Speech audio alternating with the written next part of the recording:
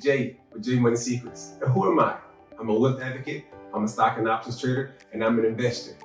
Let's invest. I want to talk about this thing called inheritance. Right? There's a book that I read that says a good man leaves an inheritance to his children's children. So what is this thing called inheritance, right?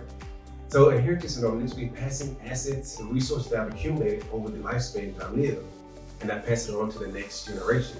When that generation can be in your lineage, whether it be your son, your daughter, or whether it be a relative or even an entity. A lot of times we don't have these things set up in place, and we think about accumulating wealth, but we don't prioritize how it's going to be distributed when we actually do leave this world. And guess what? Death is inevitable. Tough topic to talk about, but it's something that we have to address. Some immediate steps you can do right now when it comes to estate planning, as we call it, for your inheritance is number one. When you have checking accounts, savings, CDs, money markets, those items that are FDIC insured that you can open up at a bank, you want to have what we call POD. That's payable on death. That's a form of a beneficiary on FDIC insured products. Now, even if you have a joint on that account, and it might be a joint with rights of survivorship, which means that if something happens to you, it automatically goes 100% to the other person. You still want a POD, because what if my joint is my spouse?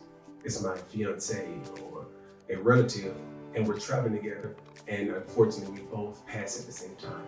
Then what happens?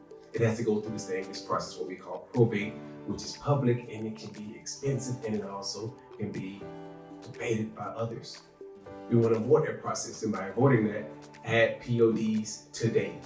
Number two, for those that may have a brokerage account, i.e. an investment account, you want to add this thing called TOD, that is transfer on death. The transfer on death serves as a beneficiary for your brokerage accounts. This is where you hold your stocks, bonds, and mutual funds, and even your options trade. Lastly, we want to look at insurance products and also retirement accounts, whether it's a Roth IRA, a traditional IRA, a 401k, a 403b, a 4457. These particular accounts should have a beneficiary, right? And they're going to have primary beneficiaries. So God forbid if something happens to you, it's going to go to the primary beneficiary. But something you also want to have is what we call contingent beneficiaries. So if something happens to you and the primary beneficiary or beneficiaries, then it's going to go to the contingent beneficiary. Don't work hard, let's not work, and let's work smart to accumulate these assets and then have the state determine where they go at or have them eaten up by fees going through the probate process. Add your PODs, your TODs, and your beneficiaries on these accounts, and that's the first step to getting your estate planning. Because remember, a good man leaves an inheritance to his children's children, not to the court or to a system to decide for you. Let's invest. And if you like this video, please comment below. Do you have your estate plan? Do you have your TODs and PODs and beneficiaries set up? What other financial topics do you want to hear about? I want to make sure I make the videos that's going to be appropriate for you guys to learn to help you on your wealth journey.